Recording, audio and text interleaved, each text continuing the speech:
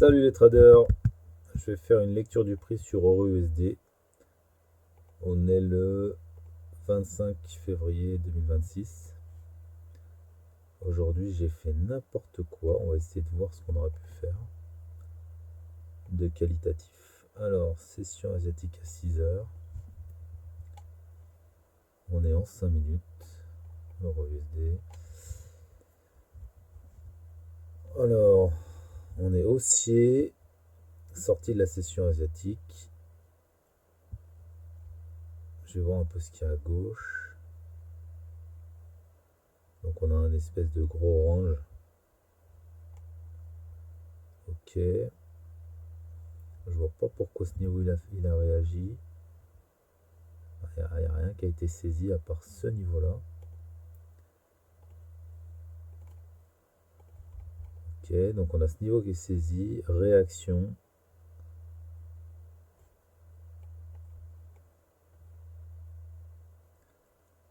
Un plus haut. Réaction. Encore un plus haut. 3 indiens. Tac. À ce moment-là, là on a véritablement le breaker block. Hop.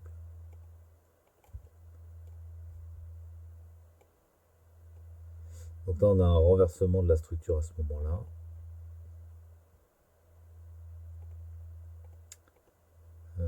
Style. Voilà. Et du coup, un retracement. Donc je pense qu'on aurait pu prendre une position ici à 8h50. Bon, avec le stop tout en haut bien sûr. Et à quel moment on aurait pu rentrer?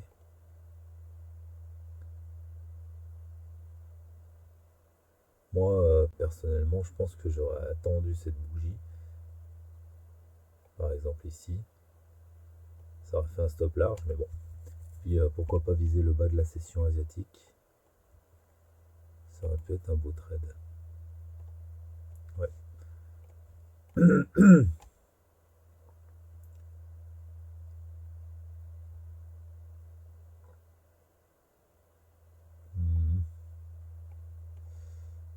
Est-ce qu'on aurait pu faire encore mieux que ça? En une minute. On va regarder le retracement en une minute.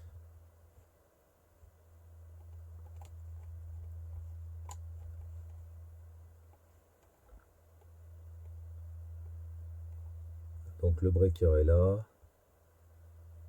Ah oui. Et ici on a ce niveau qui est intéressant.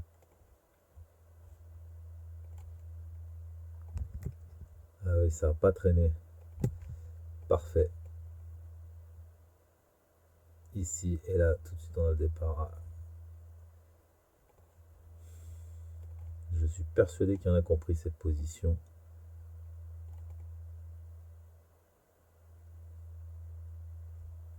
Breaker, model 10. Là on a un bout de BMF. Parfait. Ah oui là. Ok, donc il y avait ça. 20 R.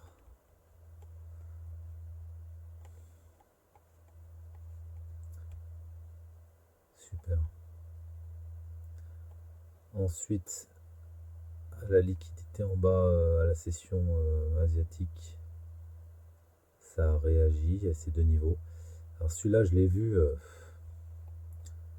malheureusement, en une minute, j'ai pas trouvé ça très lisible.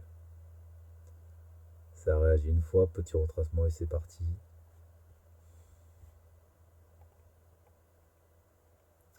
Ah, c'est dommage, lui j'ai voulu le prendre.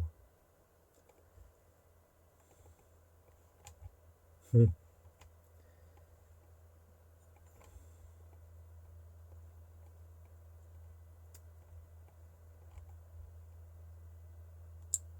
on a fait comme ça, retracement. Ici, ça a travaillé des vendeurs ici.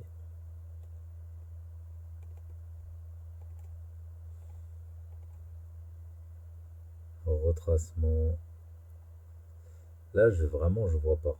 Ça a fait structure comme ça. Si c'est ici, ces retracements là, qui nous donnent. Mais non, vraiment, je trouve pas ça évident. C'est embêtant parce que c'était pour le coup un beau mouvement de retracement. Mais je vois pas comment le prendre.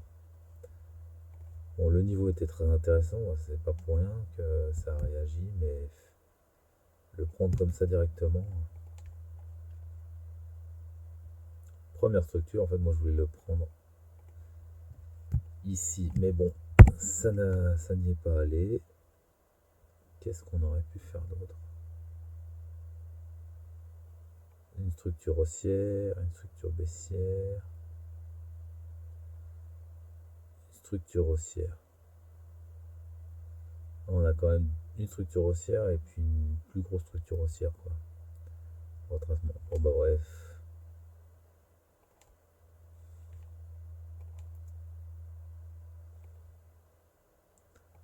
À partir du moment où on a cette structure là.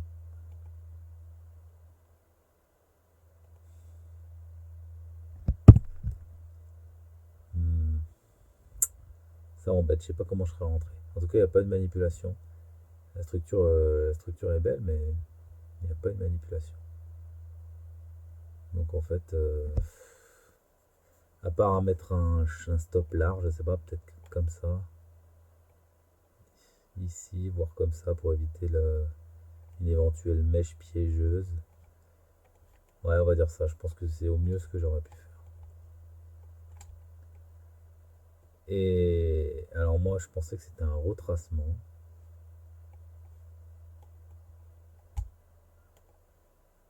Alors maintenant, qu'avec le recul. Bon, déjà avec le recul, c'en était pas un. Mais pourquoi? D'un point de vue liquidité. Donc ici, on a enlevé les vendeurs. Et ici, bon, bah, on a viré des acheteurs. Donc c'est vrai que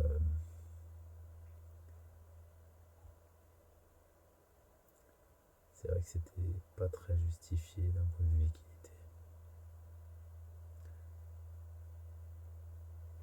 Tac. Acheteurs qui s'en vont. Faire entrer de nouveaux acheteurs. On les enlève. Donc ici, bah, si on avait tracé un IBDR là, on l'aurait mis en haut. Moi, bah, à vrai dire, ça a bien eu lieu. J'ai vendu ici. Si j'avais acheté là dans une optique de retracement,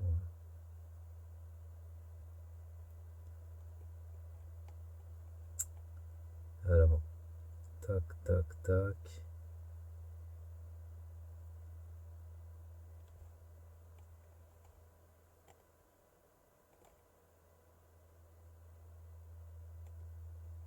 Ça fait équal. Il y a ce niveau qui est bien visible.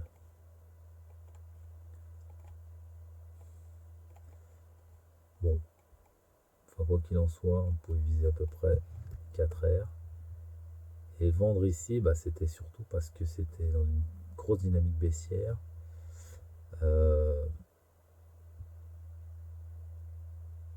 Ouais, bon, d'un point de vue liquidité,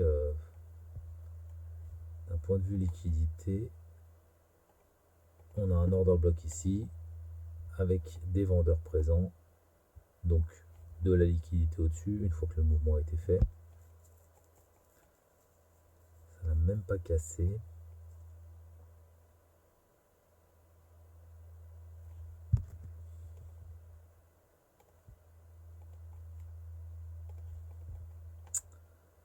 Ok, donc je récapitule. Ici on sort les vendeurs, ici on sort les acheteurs.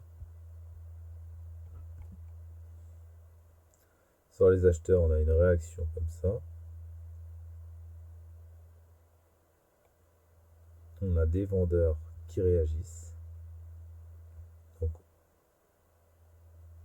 on n'a plus d'acheteurs. Et on a des vendeurs qui se sont positionnés. Bon bah résultat, le prix il retrace dans l'order block initial.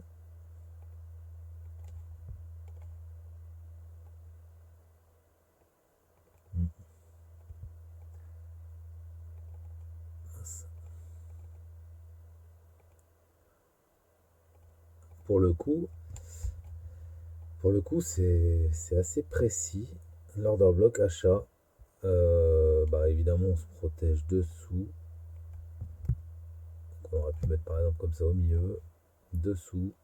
Et si on avait considéré du coup qu'il n'y a plus d'acheteurs, ça aurait été logique de monter tout en haut. Enfin, déjà au minimum quand même ici. Mais rien que ça fait déjà une belle position.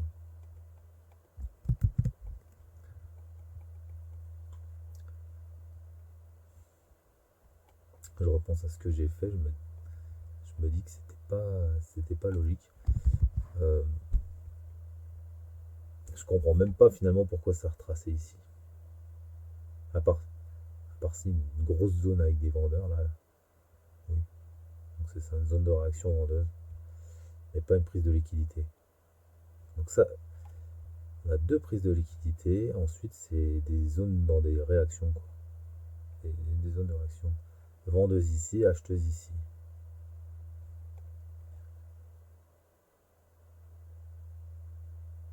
Ici, à ce niveau-là.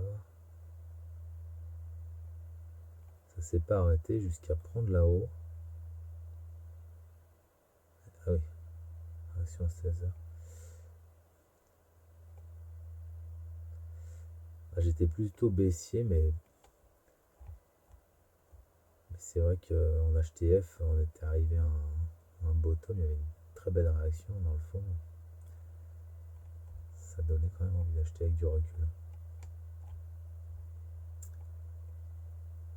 Ok, donc il y avait une vente comme ça, et on va dire un achat. Encore que cet achat, bah, ça n'avait pas besoin d'aller plus bas, puisque, ouais, en fait, pour moi, c'était. Ouais, il y avait clairement deux bonnes positions à prendre aujourd'hui, je pense. Celle-là de ce matin et celle-là cet après-midi. En fait, celle-là, prise de liquidité, réaction, sweep et retour. Ça aurait fait deux belles positions. Ok, là c'est bon, 18h, ça latéralise.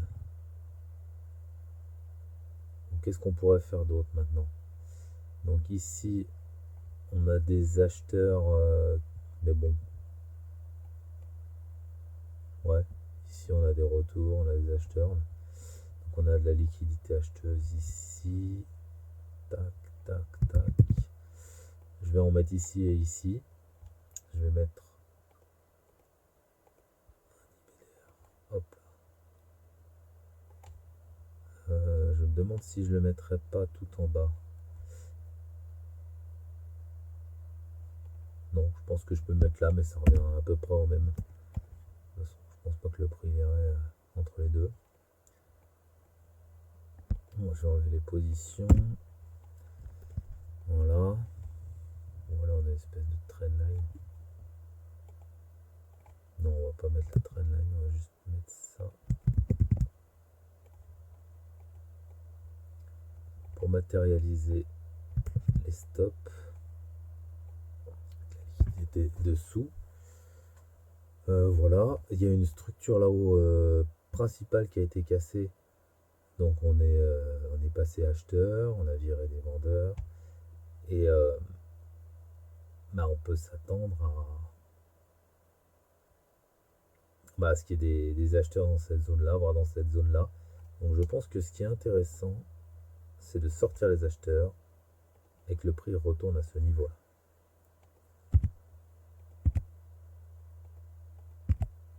Voilà, ça me paraît un beau plan. Donc demain, en fonction de la session asiatique, aller chercher une baisse comme ça peut être intéressant. Pour repartir. C'est tout pour moi. À bientôt.